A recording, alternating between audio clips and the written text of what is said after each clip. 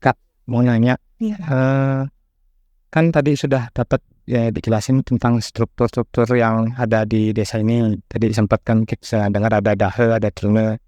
Kemudian untuk struktur yang dari kepala desa sampai ke bawah ke bisa dijelaskan urutannya mantan dari pemimpin tertinggi di sini desanya kan Dari pemerintahan atau dari desa adat? dari desa adat.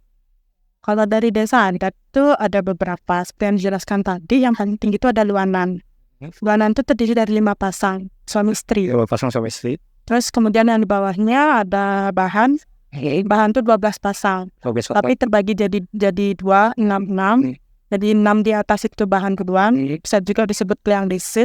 Terus yang bahan di bawah, bahan bawahnya itu bahan teganan. Habis itu baru tambah lapu. Kemudian tambah lapu itu ada beberapa yang paling bawah. Itu tambah lapu termasuk juga sama desa Teben. Kemudian kan dijelasin tadi bahwa ada sanksi terkait dengan pelanggaran yang ada di desa. Nah, untuk pengambilan keputusannya ke sistemnya bermusyawarah atau memang sudah ada hukuman yang sudah sesuai, sudah tertulis misalnya kalau pelanggarannya seperti ini, hukumannya seperti ini. Apa emang harus ada musyawarah dulu untuk penentuan pengambilan sanksi? Pasti ada musyawarah dulu.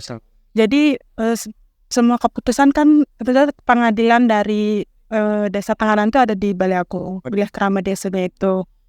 Sebelum diputuskannya hukuman atau sanksinya itu akan diadakan musyawarah antara Krama desa tersebut sama Kliang Bumi namanya. Kliang Bumi itu mantan Krama desa yang sudah sepuh lah intinya kayak tetua desa. Jadi diadakan diskusi musyawarah bersama untuk aturan atau awik-awiknya sudah ada buktinya. Tapi mungkin untuk sanksinya itu masih perlu dimusyawarahkan kembali. Tergantung berat permasalahan yang dilakukan oleh si pelaku.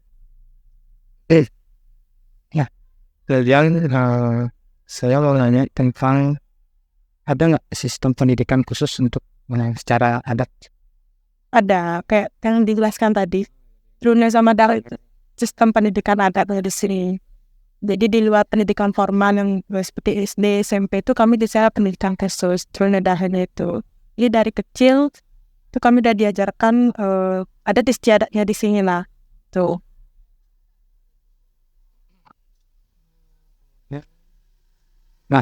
Nah, petani fakir yang saya tawarkan itu apa sih yang saat ini dihadapi oleh masyarakat di sini menghadapi apa sih tantangan yang saat ini dihadapi oleh masyarakat desa Tenganan?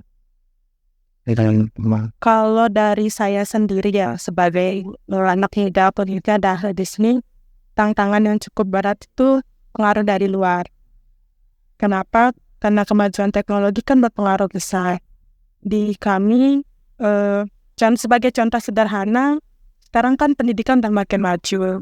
Di sini masyarakatnya juga mayoritasnya remajanya sudah mulai pada kuliah.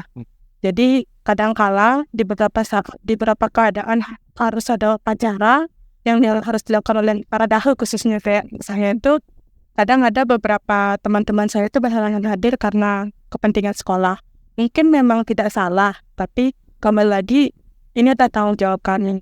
Jadi mungkin yang saya tantangan itu pola pikir para remajanya itu sudah mulai terkena imbasnya ke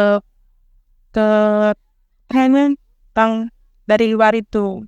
Mungkin kayak gitu sih. Tapi sejauh ini kami masih bisa mengatasi itu semua. Kalau dari Kak Duta sendiri gimana sih ngebagi antara pendidikan formal dengan upacara? Saya kan mungkin aja ada sekali waktu atau 2 waktu adalah upacara yang berbarengan dengan pendidikan formal tadi. Yeah. Nah, Kak Juwita itu gimana sih membaginya itu? Pada dasarnya pendidikan formal itu kan sangat penting ya sekarang. Cuma kembali lagi kepada pribadinya sendiri. Kalau saya sekedar informasi awal juga dari pihak Truna maupun Daho itu pasti memberikan toleransi lah kepada anggotanya jika memang berhalangan hadir. Tapi kalau dari saya pribadi, sebisa saya untuk datang ke upacara itu, saya akan datang. Tapi jika memang berhalangan hadir karena kepentingan sekolah yang sangat penting, ya saya minta izin ke teman-teman. Tapi dengan alasan yang pasti dan jelas. Tuh. Ya, terima kasih, itu saja yang saya ingin tanyakan.